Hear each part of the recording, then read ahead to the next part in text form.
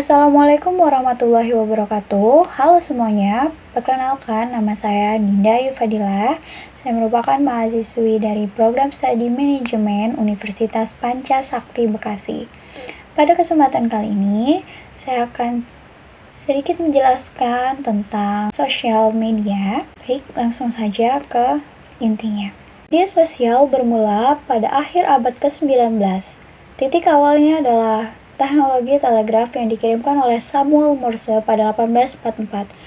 Meski begitu, banyak orang berpendapat bahwa telegraf tidak bisa masuk dalam terminologi media sosial karena tidak online. Sedangkan media sosial sendiri dianggap sebagai teknologi komunikasi yang berbasis internet. Karena itu, pertumbuhan internet pada 1970-an menjadi awal mula dari media sosial. 1978, media sosial pertama tercipta.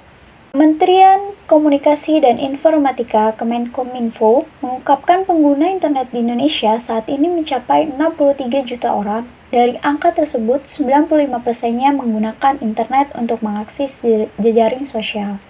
Direktur Pelayanan Informasi Internasional Ditjen Informasi dan Komunikasi Publik, Salamata Sembiring mengatakan, situs jejaring sosial yang paling banyak diakses adalah Facebook dan Twitter. Indonesia menempati peringkat 4 pengguna Facebook terbesar setelah USA, Brazil, dan India. Teknologi membuat jarak tak lagi jadi masalah dalam berkomunikasi. Internet tentu saja menjadi salah satu medianya. Kehadiran media sosial perlu diperhatikan lagi karena konsumsi yang bersifat pribadi saat ini sudah dapat dinikmati secara umum oleh masyarakat media sosial. Hal ini bukan bertujuan untuk menghentikan pengguna media sosial, namun memaksimalkan penggunaannya sesuai dengan fungsi yang sebenarnya. Kesadaran diri setiap pengguna media sosial penting untuk ditingkatkan, mengingat hal-hal yang dipunggah dapat mempengaruhi citra diri dan hubungan dengan orang lain. Perkembangan teknologi informasi di Indonesia mengalami pergeseran baik dari segi budaya, norma, dan etika. Perubahan dari dampak penggunaan media sosial memiliki pengaruh positif sekaligus negatif. Di sisi positif, kita dapat dengan mudah menggunakan media sosial untuk mendapatkan dan menyampaikan informasi ke publik. Namun, tidak dipungkiri, sisi negatif penggunaan media sosial juga dapat menimbulkan hal-hal yang merugikan seperti penyebaran hoax hingga penipuan yang berujung kepada kerugian bagi penggunanya. Salah satu dampak buruk dari masifnya media dan percepatan teknologi komunikasi adalah banyak orang lebih tertarik untuk sekedar menyebarkan berita daripada memahami kandungan kebenaran dari isi berita itu. Padahal dalam membuat suatu kabar selalu membutuhkan jerih payah yang lebih dari sekedar meneruskan atau menyebarkannya. Apalagi sekarang cukup hanya mengklik saja, seluruh berita bisa tersalin, terkirim dan tersebar sebanyak mungkin. Dengan berbagai kemungkinan itu, kita justru berlomba-lomba menjadi penerus kabar daripada memahami substansinya secara jernih. Tapi apa boleh buat, begitulah perkembangan media saat ini. Kita menjadi seseorang yang up to date dan sibuk dengan banyak sekali pekerjaan untuk mengikuti simpang siur peristiwa di sekitar kita. Tapi masalahnya, seringkali suatu kabar yang banyak disebar dan menjadi trending adalah sesuatu yang membuat orang marah dan memancing kebencian. Dan ini terbukti di mana suatu percakapan di dunia maya berbuntut bukan hanya perang verbal tetapi juga perang kekerasan visual dan konkret nyata. Sekiranya mayoritas di antara kita pernah menyaksikan hal-hal semacam ini. Carlia Soperli, seorang filsuf perempuan di Indonesia, pada satu kesempatan pernah menyinggung fenomena komentar, terutama di media sosial, yang tidak jarang menimbulkan keresahan dan bahkan konflik. Menurutnya, sejak media sosial berkembang, orang semakin mudah menyebarkan segala macam omongan. Mulai dari kabar serius sampai desas-desus politik, perang ideologi, rasisme, dan sebagainya. Barangkali karena usaha untuk memeriksa terlebih dahulu suatu kabar memerlukan lebih banyak energi ketimbang menyebarkannya. Maka kebanyakan dari pengguna media sosial akhirnya hanya berlomba-lomba dalam meneruskan kabar. paling tidak supaya dapat dianggap update. Teknologi menurut Carlia juga turut berperan dalam melahirkan budaya komentar. Siapa saja boleh berkomentar, tidak peduli apakah komentar tersebut menyakiti, melukai, bahkan menyingkirkan orang lain. Pada tahap inilah, kita dapat melihat bagaimana budaya komentar dari masyarakat media sosial bekerja. Bila diperhatikan, setiap berita yang dinilai sensasional dan mengundang perdebatan, maka akan muncul puluhan komentar dari banyak pembacanya.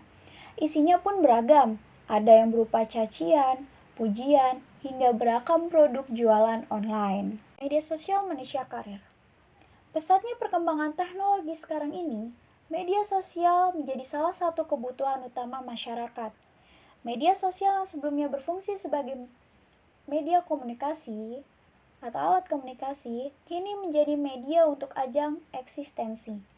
Melihat antusiasme masyarakat Indonesia akan media sosial, terdapat beberapa keuntungan yang bisa dimanfaatkan. Salah satunya dengan menjadikan media sosial sebagai alat menciptakan lapangan pekerjaan. Contoh lapangan pekerjaan di media sosial. Yang pertama ada sosial media strategis. Sosial media strategis tingginya angka pengguna media sosial yang cukup tinggi di Indonesia membuat pembisnis serta perusahaan memanfaatkannya sebagai alat untuk melakukan bisnis.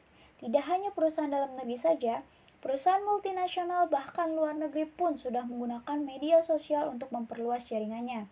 Maka dari itu dibutuhkan sosial media strategis untuk membantu perusahaan dalam membuat strategi pemasaran melalui media sosial.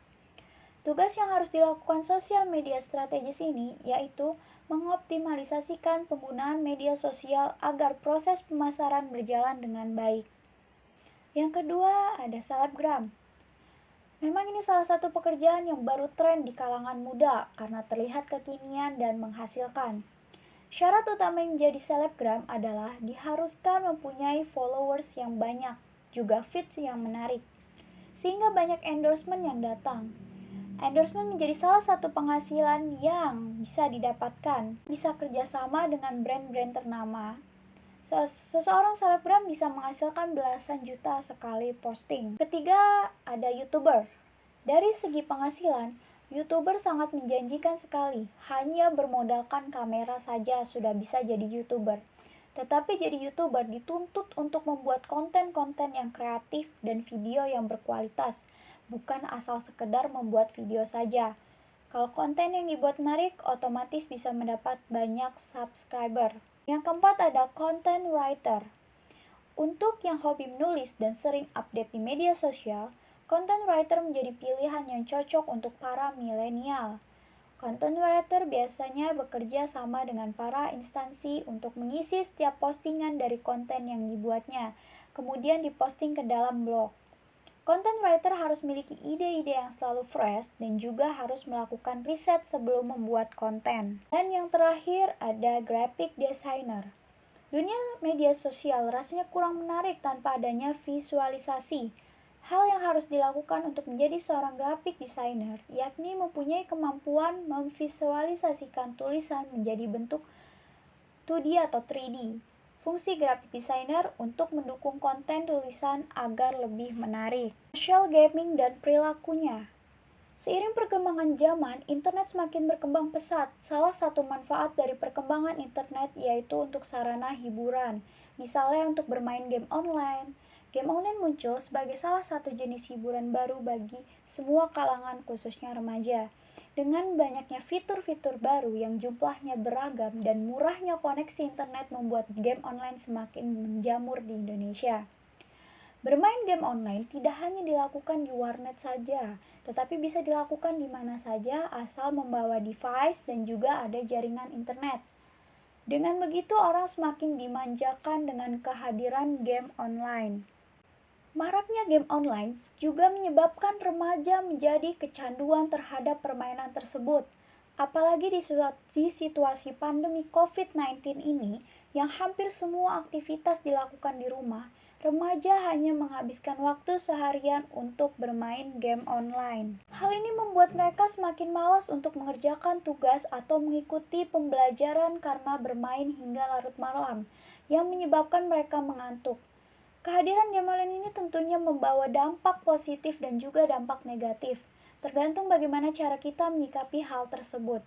Meskipun ada sisi positif dari bermain game online, tetapi tanpa kita sadari, game online lebih banyak memberikan pengaruh negatif bagi para pencandunya. Baik secara fisik maupun psikologis seorang, khususnya remaja, banyak remaja berasumsi bahwa game online hanyalah sebuah hiburan saat mereka jenuh dan saat patah hati. Banyak juga yang berasumsi game online hanyalah pengisi waktu senggang, padahal tanpa disadari itu akan merusak melalui banyak sisi. Kehadiran game online di tengah-tengah pesatnya laju teknologi telah membawa pengaruh besar terhadap perkembangan pribadi dan adaptasi seseorang khususnya remaja, bahkan kemampuan beradaptasi dengan lingkungan sosialnya. Tidak sedikit remaja yang berubah menjadi pecandu game online sehingga lupa pada jati diri mereka yang sesungguhnya. Dampak dari game online remaja juga sering berbicara kasar, sehingga mereka terbiasa melakukan hal tersebut kepada siapapun, bahkan kepada orang yang lebih tua. Perubahan perilaku sosial pada remaja akibat bermain game online sudah bisa kita rasakan saat ini. Dahulu sebelum game online menjamur seperti sekarang, remaja menghabiskan waktu untuk membantu orang tua, kerja kelompok, dan berkumpul dengan teman sebaya. E-bullying vs. E-victimization. Cyberbullying atau perundungan di dunia maya ialah bullying atau perundungan dengan menggunakan teknologi digital. Hal ini dapat terjadi di media sosial, platform chatting, platform bermain game, dan ponsel. Adapun menurut Think Before Text, cyberbullying adalah perilaku agresif dan bertujuan yang dilakukan suatu kelompok atau individu menggunakan media elektronik secara berulang-ulang dari waktu ke waktu terhadap seseorang yang dianggap tidak mudah melakukan perlawanan atas tindakan mereka. Jadi terdapat perbedaan kekuatan antara pelaku dan korban. Perbedaan kekuatan dalam hal ini merujuk pada sebuah persepsi kapasitas fisik dan mental.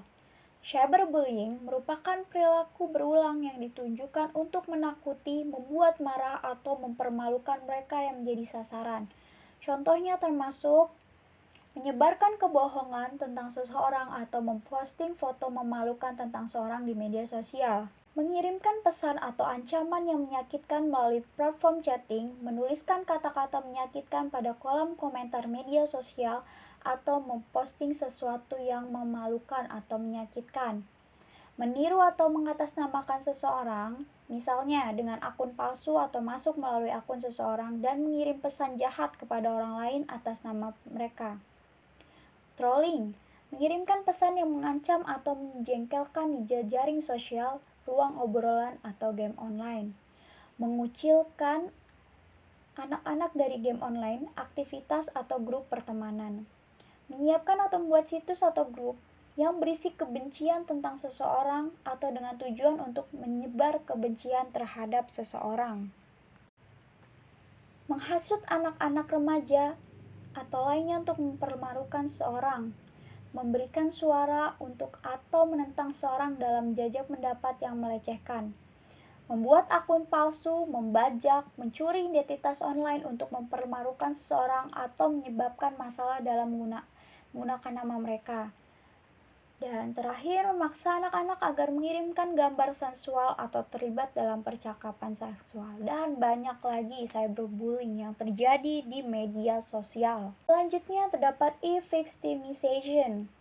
Cybercrime adalah tindakan ilegal yang dilakukan pelaku kejahatan dengan menggunakan teknologi komputer dan jejaring internet untuk menyerang sistem informasi korban. Misalnya melakukan hack sosial media, membobol perangkat teknologi serta data korban, lalu kemudian menyikat habis saldo rekening ataupun kartu kredit korban. Cybercrime Indonesia diatur dalam Undang-Undang Nomor 11 Tahun 2008 tentang Informasi dan Transaksi Elektronik (UU ITE), sebagaimana telah diubah menjadi Undang-Undang Nomor 19 Tahun 2016. Jadi belum ada undang-undang cybercrime secara khusus. Ada beberapa jenis kejahatan cybercrime yang harus menjadi perhatian masyarakat, antara lain kejahatan phishing. Phishing adalah contoh cybercrime untuk melakukan penipuan dengan mengelabui korban. Umumnya aksi kejahatan ini dilancarkan melalui email media sosial, seperti mengirim link palsu, membuat website bodong, dan sebagainya. Tujuannya mencuri data penting korban seperti identitas diri, password, kode PIN, atau kode OTP pada akun-akun keuangan seperti mobile banking, internet banking, pay letter, dompet digital, sampai kartu kredit. Kedua, ada kejahatan carding. Carding adalah jenis kejahatan dunia maya yang dilakukan dengan bertransaksi menggunakan kartu kredit milik orang lain. Jadi setelah mengetahui nomor kartu kredit korban, pelaku kemudian berbelanja online dengan kartu kredit curian itu. Nomor kartu kredit tersebut dicuri dari situs atau website yang tidak aman. Bisa juga diperoleh dengan cara membeli dari jaringan spammer atau pencuri data. Selanjutnya, data kartu kredit itu disalahgunakan oleh carder, sebutan pelaku kejahatan carding. Ketiga, juga ada penipuan online. Penipuan online atau penipuan digital saat ini makin banyak modusnya. Di antaranya adalah modus penipuan berkedok foto selfie dengan KTP atau identitas diri. Foto selfie bersama KTP biasa menjadi salah satu syarat registrasi online akun keuangan, seperti dompet digital, pay letter, pinjaman online, sampai daftar rekening bank online. Bisa jadi terjebak aplikasi pinjaman online palsu yang dibuat sedemikian rupa. Kemudian oleh pelaku, data yang ada dipakai untuk pencucian uang, dijual di pasar gelap, atau digunakan sesuka hati untuk pinjaman online ilegal. Dan masih banyak kejahatan juga dari cybercrime. Lalu kita masuk ke kesimpulan. Dalam bersosial media, banyak hal yang bisa ditimbulkan dari mulai dampak positif sampai dengan dampak negatif. Dampak positif yang ditimbulkan dalam bersosial media semisal bisa menjadikan sosial media sebagai sumber penghasilan atau menuangkan karya-karya positif dalam dunia maya. Di lain hal, timbul juga dampak negatif dari bersosial media, yaitu kecanduan dalam menggunakannya, baik menggunakan jejaring sosial untuk hal-hal yang tidak baik seperti berkomentar yang tidak pantas pada akun media sosial orang lain, lalu main game online menjadi sebuah kebutuhan sehingga timbulnya rasa malas untuk melakukan hal lain, kejahatan dalam dunia maya seperti cyberbullying sampai dengan cybercrime. Masuk ke saran yang dapat saya sampaikan pada para pengguna media sosial. Pertama, bijaklah dalam menggunakan sosial media.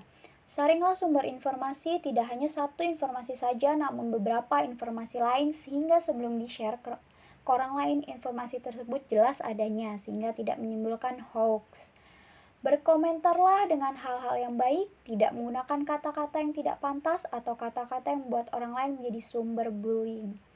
Ketiga, bagi para orang tua sebaiknya berikan pengawasan untuk penggunaan sosial media, terutama bagi orang tua yang masih memiliki anak di bawah umur. Sekian yang dapat saya sampaikan, sedikit materi tentang sosial media atau media sosial. Semoga bisa dipahami dan dimengerti bagi para penontonnya dan dapat bermanfaat bagi para penontonnya. Sekian dari saya, kurang lebihnya mohon maaf. Wassalamualaikum warahmatullahi wabarakatuh. Sampai ketemu di lain kesempatan.